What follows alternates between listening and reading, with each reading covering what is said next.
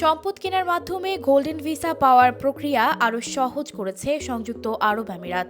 এতে করে golden visa পাওয়ার পথ আরও সহজ হবে বলে মনে করছে দেশটি। আগের নিয়ম অনুযায়ী যারা সম্পদ কেনার মাধ্যমে এই ভিসা পেতে চান তাদের সম্পদের মূল্যের 1 মিলিয়ন দিরহাম ডাউন পেমেন্ট দিতে হতো। তবে সেই নিয়ম পরিবর্তন হয়েছে। রিয়েল এস্টেট খাতে বিনিয়োগকারীদের এখন আর এই নিয়ম মানতে হবে না। বুধবার মধ্যপ্রাচ্য ভিত্তিক সংবাদ মাধ্যম খালিজ টাইম এ তথ্য জানিয়েছে। প্রতিবেদনে বলা হয়েছে, যদি সম্পদের মূল্য 2 মিলিয়ন দিরহামের বেশি হয় এবং মালিকরা কিস্তি অথবা মর্গেজের মাধ্যমে সেটি কিনে থাকেন, তাহলে তারাও 10 বছর মেয়াদী গোল্ডেন ভিসা আবেদন করতে পারবেন। তারা সম্পদের মূল্যের কতটুকু পরিশোধ করেছেন ভিসা প্রদানের ক্ষেত্রে সেটি আর বিবেচনা করা হবে না।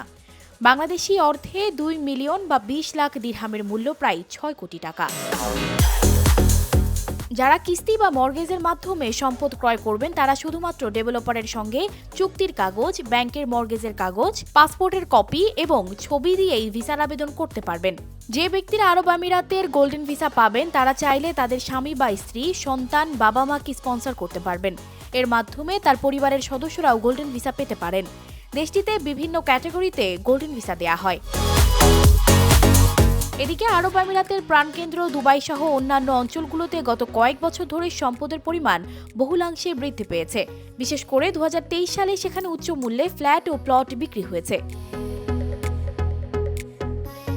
সানজিদা রহমান, প্রবাস খবর।